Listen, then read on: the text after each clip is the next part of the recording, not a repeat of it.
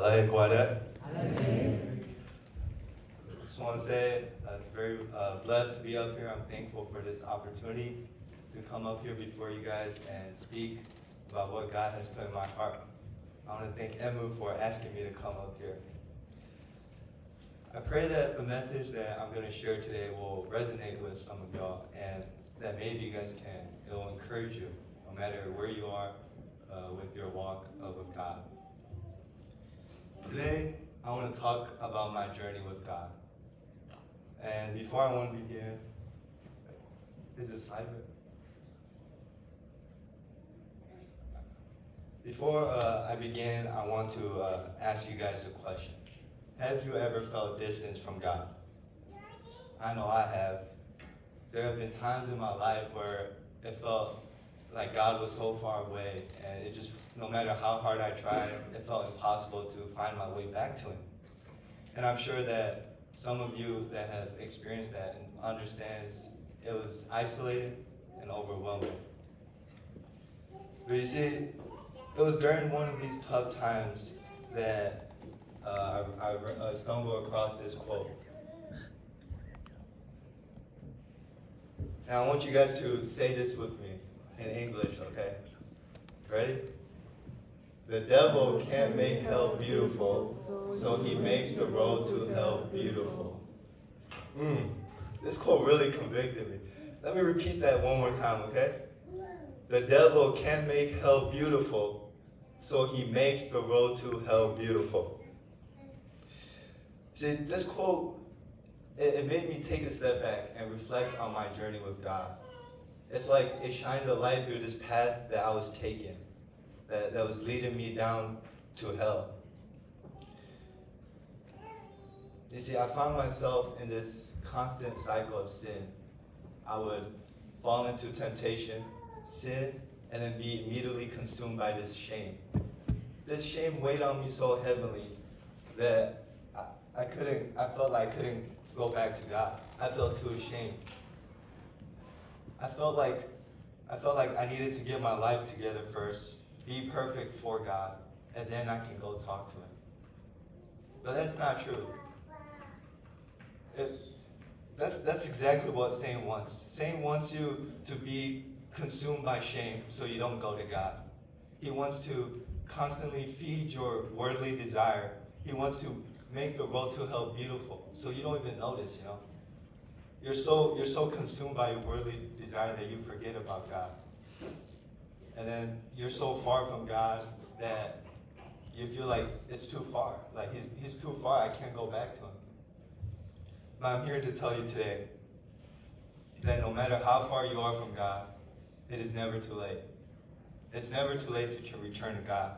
No matter how long it's been since you prayed, no matter how long it's been since you last stepped foot on church, or how long it's been since you last felt Him. It's never too late. God is waiting for you. He's waiting for all of us. He's waiting with us with open arms. We just have to come back to Him and repent.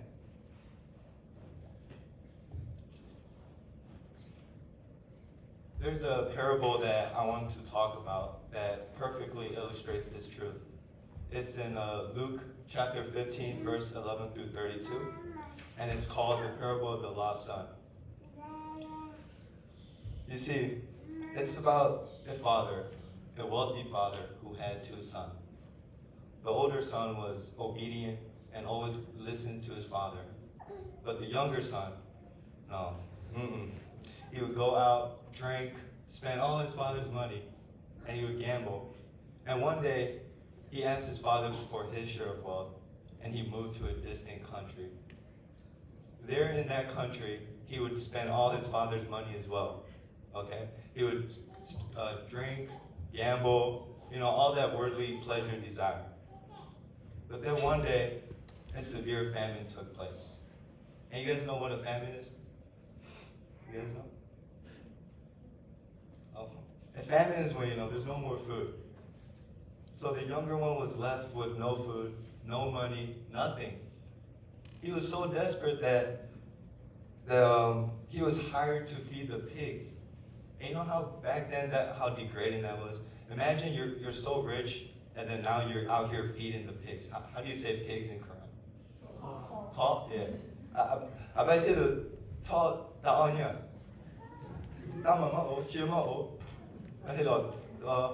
And one day, well, at the verse 16 says, he would gladly have filled himself with the pods that the pigs were eating, but no one gave him anything. I want to stop right here. You see, the younger son was so lost, so desperate, and so far gone that the food for the pigs looked appetizing to him. He had reached the lowest point of his life, where he was willing to settle for something that would not satisfy him, something that wasn't even meant for him. I ate all tall the onion. Tall chai.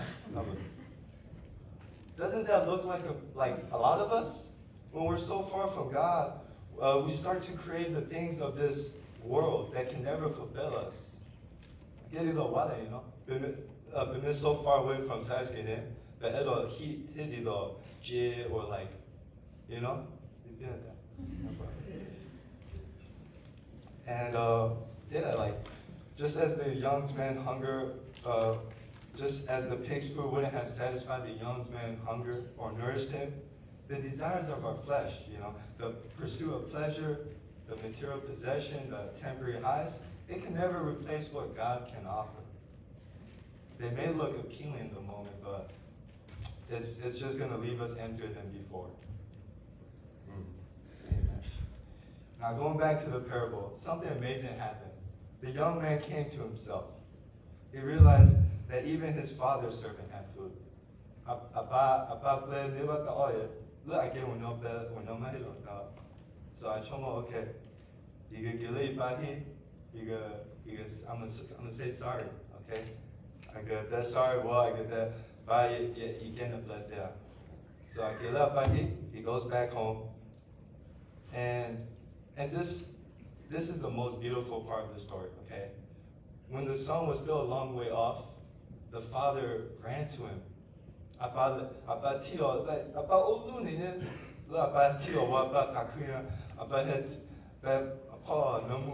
You know? And the son began to apologize. I have sinned against you. I'm no longer worthy to be your son. But the father ignored him.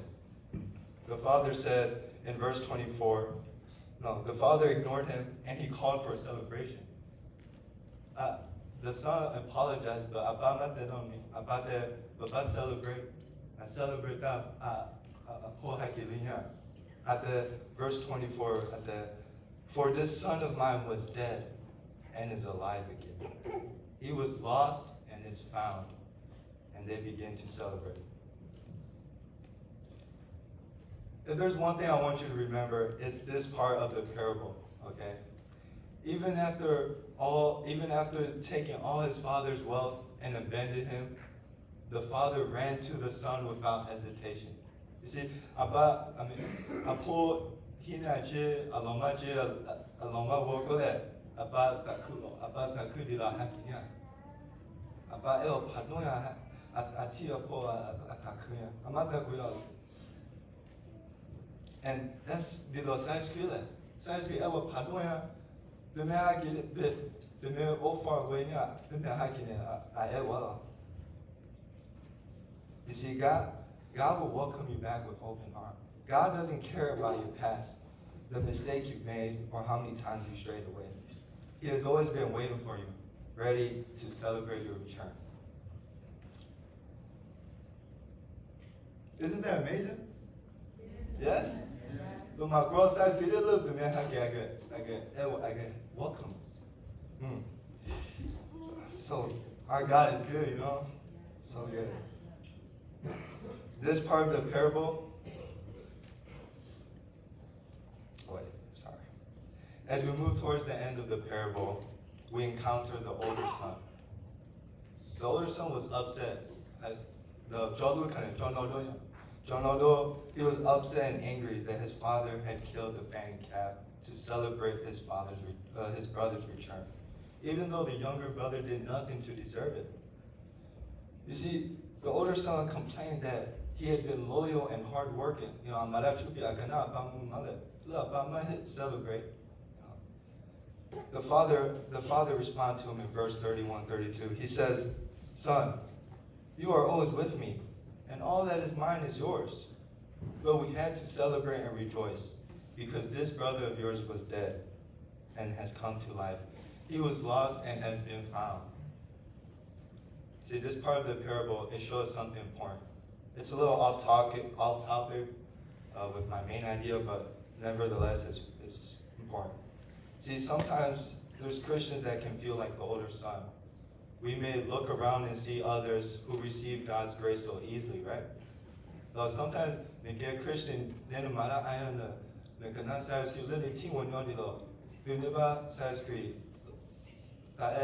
easy, you know? No, the chumo milayamo. Yeah, mana chunya, you can say you might feel love. I hope you guys can understand. But yeah, this part of the parable shows something important. We may look around and see others receive God's grace easily while we're working so hard to return it. But here's the truth. God has never favored anyone. Okay? God loves each and every one of us equally. He's never turned our hearts away or his back on us. So, if God's not the issue, then what is? It's us. If you don't feel God, feel God love, it's because you either turned your back on him or you closed your heart. You harden your hearts, saying that, like, believing that you have to do something to earn it. But that's not true. God loves us. God has shown us so many times how he loves us consistently. And so, don't be envious of the love that God shows others. How you say love?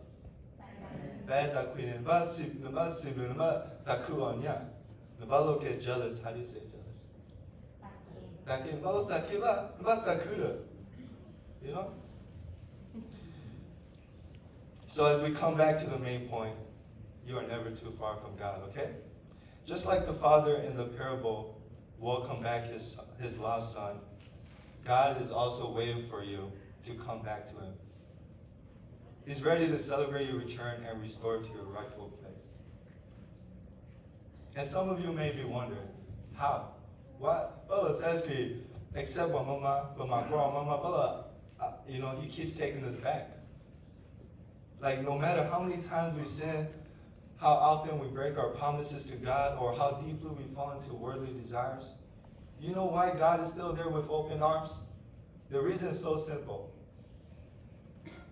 It's his love. His love. God's love for us is so unconditional, so vast, so unwavering. So that's why I take my back on my dad. You see, he loves us so much that he sent his one and only son to die for us. Is that not enough? See, God doesn't just love you when you're at your best. He doesn't love you when you're at your best. Like, you don't have to be good grades, you know. Nabalo get best one. Best. Nabalo older than year for science grade. No. Like, God loves you even when you're at your lowest. You know? Jesus didn't come to save the perfect people. Especially, Jesus didn't come to save the perfect people, you know? I had that so that like you're broken. He came to save the broken, the lost, the sinners. That's who Jesus came for. He came for us so that us sinners may find our way back to him and live in the fullness of life that only he can give. Is that amazing, guys? Yes. We're so broken, we're so lost, we're so undeserving of God's love, but he sent his one and only son for us. And so I want you to remember that God loves you. And no matter how far you are, and no matter how many times Satan tries to say you're not good enough for God, you need to get your life together first. Just ignore Satan, okay? Go back to God no matter what you've done. Ask for forgiveness, repent with a genuine heart, and he will be there. As I close today, I want to remind you, no matter where you are, no matter how far you've strayed, it is never too late to turn back to God. He is waiting for you with open arms. I will call now. So turn around and walk the path that God has set for you. Amen.